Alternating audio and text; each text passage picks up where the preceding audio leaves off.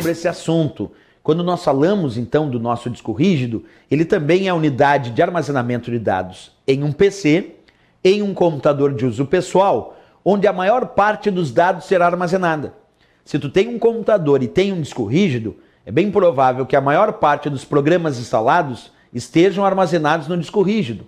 É bem provável que a maior parte dos arquivos que tu gera no teu dia a dia estejam gravados, isto é, armazenados lá no disco rígido. Então, de fato, ele precisa ser muito grande em termos de capacidade.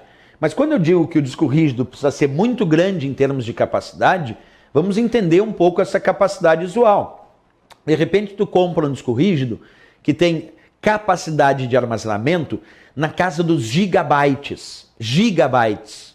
Giga, lembrando nossas aulas anteriores, significa bilhões de bytes. Então, tu imagina que eu comprei um disco rígido de 500 gigabytes. Capacidade de armazenar até 500 bilhões de bytes aproximadamente.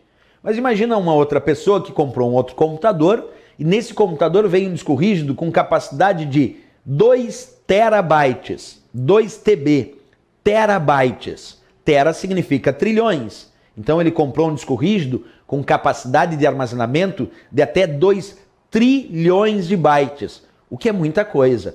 Então, quando pensamos em um computador com disco rígido, lembra que ele tem uma alta capacidade de armazenamento de dados, na casa dos gigabytes ou na casa dos terabytes. Giga, bilhões de bytes, ou tera, trilhões de bytes, que é a capacidade usual de um disco rígido atual no mercado. Quer dizer, hoje em dia, discos rígidos giram em torno de giga ou de terabytes. Isso também é bem relevante saber que ele tem muita capacidade de armazenamento de dados, certo? Outra coisa, aqui eu te mostro um disco rígido de 2 terabytes. Isso significa que esse disco rígido tem capacidade de 2 trilhões de bytes, o que é uma capacidade de armazenamento respeitável. Quer dizer, armazena aproximadamente 2 trilhões de bytes, quer dizer, é muita coisa em termos de armazenamento de arquivos e de dados, certo? Outra coisa, só para a gente lembrar aí o ponto anterior, daquele vídeo do fabricante que nós visualizamos, o disco rígido também apresenta diferente desempenho. Quer dizer, ele pode ser mais rápido ou mais lento para realizar o processo de gravação. E se eu tenho um disco rígido, como eu disse, de 5.400 rotações por minuto, RPM, e um outro disco rígido de 15.000 rotações por minuto, 15.000 RPM, é claro que esse de 15.000 RPM vai poder gravar e ler os dados de forma mais rápida. Então, quando nós falamos em gigabytes ou terabytes, como é o caso desse disco rígido, nós não estamos avaliando o desempenho. 2 terabytes ou 1 terabyte, 4 terabytes ou 500 gigabytes, isso não é o desempenho. Isso é só um indicativo de capacidade de armazenamento. Quer dizer, quanto em termos de bytes eu consigo armazenar dentro desse disco rígido. Quantos arquivos eu consigo gravar aqui de tantos bytes? Essa é a ideia quando eu falo sobre capacidade de armazenamento. Quando eu penso em desempenho, tem vários fatores que podem afetar o desempenho no processo de armazenamento de dados em um disco rígido.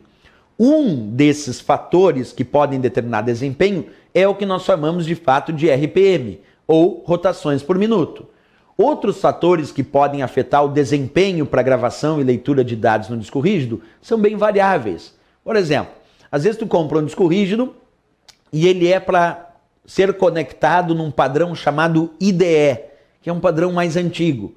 Esse padrão IDE não é muito rápido para realizar a gravação e a leitura de dados em um disco rígido. Então, um disco rígido conectado num padrão de conexão IDE não é tão rápido assim, até porque esse padrão de conexão chamado IDE é mais antigo.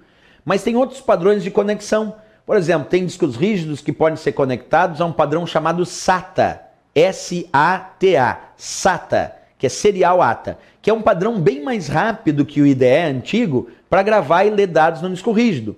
Então, se tu comprou um disco rígido mais moderno, provavelmente ele tenha, se ele é um disco rígido interno, ele tenha um padrão chamado SATA, SATA, que é um padrão de armazenamento, um padrão de conexão para disco rígido, para unidade CD, para unidade DVD mais moderno, e pode gravar os dados de forma mais rápida no disco rígido. O que eu quero te contar com isso é que existem várias formas de conectar um disco rígido. Inclusive, existem discos rígidos HDs externos. que tu pode comprar para realizar operações, por exemplo, de backup, de cópia de segurança. E esses HDs externos, esses discos rígidos externos, podem ser conectados em portas USB do teu computador, ou ainda em portas eSATA, que seria um SATA externo. Então nós temos possibilidade de conectar um disco rígido a um computador de várias formas. Pode ser IDE, discos rígidos IDE são mais antigos, não tão eficientes. Temos o padrão SCSI, SCSI, que é um padrão de conexão também para disco rígido, SCSI, SCSI, que é mais rápido que o IDE.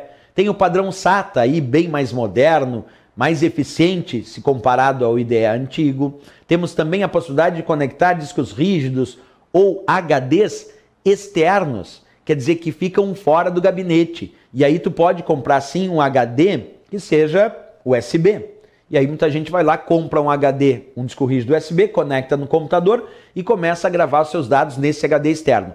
Principalmente para operações de backup, que significa cópia de segurança. Então muitas provas cobram se o disco rígido pode ser um recurso para cópia de segurança, para backup. Pode. De repente eu pego os dados que estão armazenados no meu disco rígido interno e faço uma cópia de segurança, um backup desses arquivos num HD externo. Quer dizer, num disco rígido externo que poderia estar tranquilamente conectado a uma porta USB do meu computador.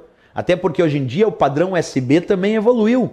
Nós temos padrões USB como o USB 2.0 e agora o USB 3.0, que é muito mais rápido até que o 2.0 e permite realizar cópias em HDs externos de forma muito rápida. Porque o padrão USB para conectar HDs externos, ele evoluiu também. Então se a gente imaginar o USB 2.0 e agora o USB 3.0, a gente tem um incremento de velocidade. O padrão USB vai evoluindo também para abarcar as novas necessidades de velocidades aí dos dispositivos externos. Certo, pessoal? Isso era o que nós tínhamos então para falar sobre o disco rígido do teu computador. Até a próxima aula e bons estudos!